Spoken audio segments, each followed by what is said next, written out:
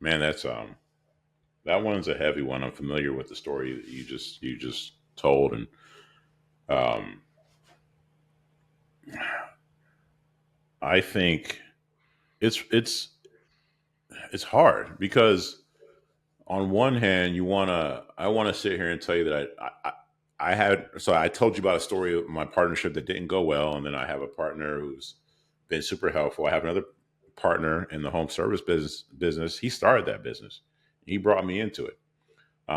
And he's just a solid dude, man. And that's gone well. I've had some other things that have gone well, and you want to, I think that the thing that people would want to say in the situation is, hey, make sure that everything's written out and documented and blah blah blah. Because if you go into a partnership with no documents, it's like unprotected sex, right? It's raw dog. Like you can get anything, all kinds of bad stuff can happen. Um, it's just such a tricky thing, and I'm talking about partnering up with somebody for your business, or even partnering up with a company that you could sell things for or sell things with. Even in your case, Dimitri, you're looking at um, I don't know if I don't want to speak for you, but for me, like I've been inspired to be like, hey, we're making all these plumbing companies and HVAC companies a lot of money.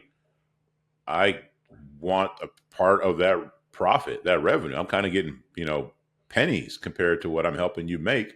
And I want to move towards getting equity in some of these businesses so we can be more aligned and share in these profits. That's a partnership.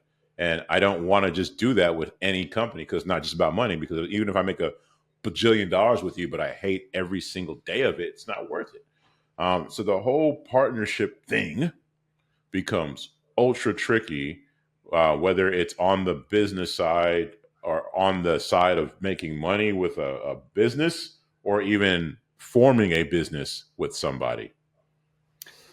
Yeah, I also want to make the note that I believe multi-person partnerships are even more difficult than Yeah. two-person partnerships. In my case, every time I've had a major disagreement, either with the story that I mentioned or with a client, it's when there's two CEO equivalents, two people making decisions, because a lot of times you can connect with someone, and this happened all the time, and with the client it's like I'll connect with one guy more for a while and then the other guy and like more reasonable, but you can't, but ultimately the real relationship is still between those other people, and so they're going to protect that relationship over anything else, and I can understand that. But it's difficult to come in as a third party, especially if it's not really uh, like when it's coming from inside. It's, I think it's too hard when there's an external. Let's say you have a partnership that you really like and you think an external person's can make it even better. You're not carrying any of the baggage of what happened with that person's career over the last 10 years, where they started and where they are now. You just know where they are now and what they can offer you. Therefore, hey, they can double our business by bringing in this whole new audience.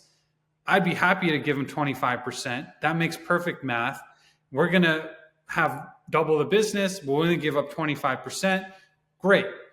But had you been working with them the whole time over the last 10 years and all of a sudden they're asking you for that equity, even though it might make sense from a money perspective, there's so many other factors that happen in our human psyche that may stop you from doing it.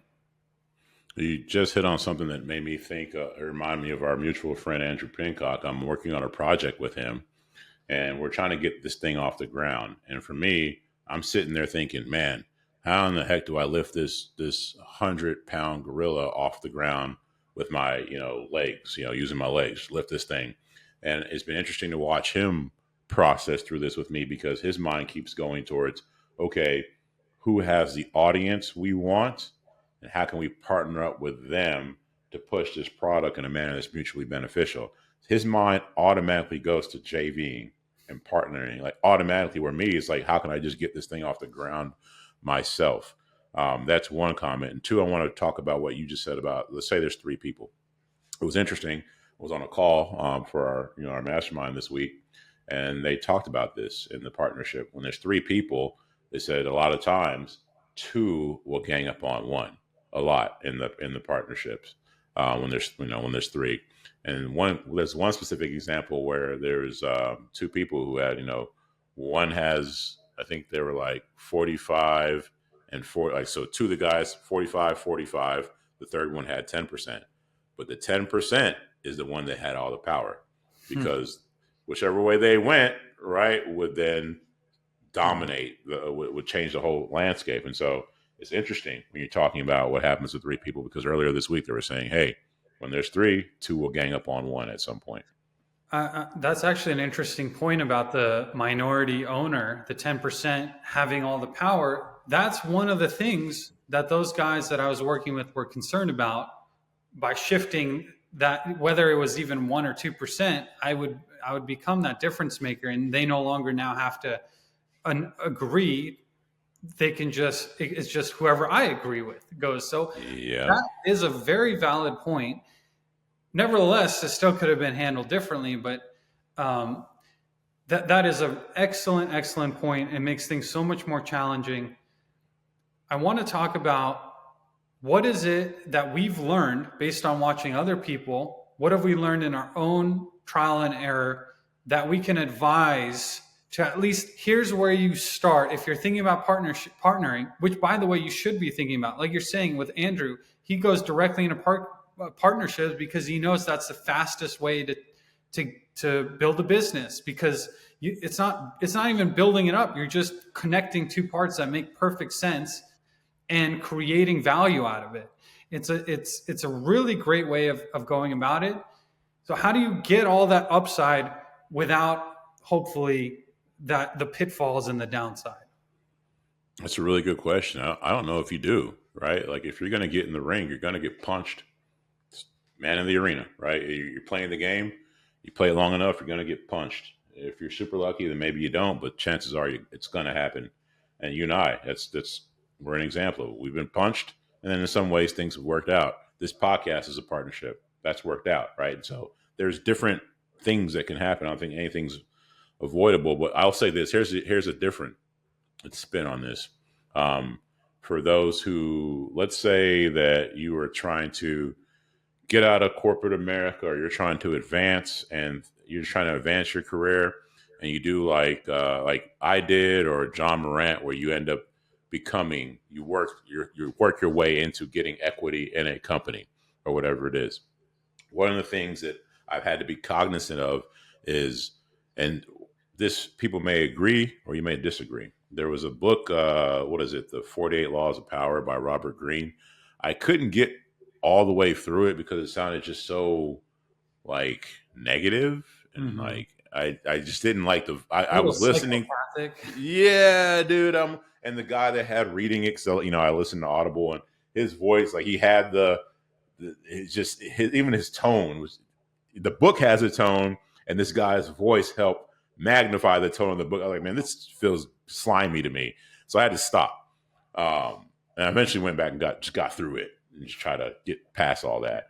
But the thing, all those 48 laws, the one that I'll never forget is the very first one, which was never outshine the master. And um, I, in ways, believe that, dude. I think that, when, for me or anybody, if you're trying to come into a business and get ownership and get a piece of it and all that, you can't. And this happens with males, I think specifically. It happens with males, where if there's a male who owns something and another male comes in there and starts challenging, there's something primal that happens there.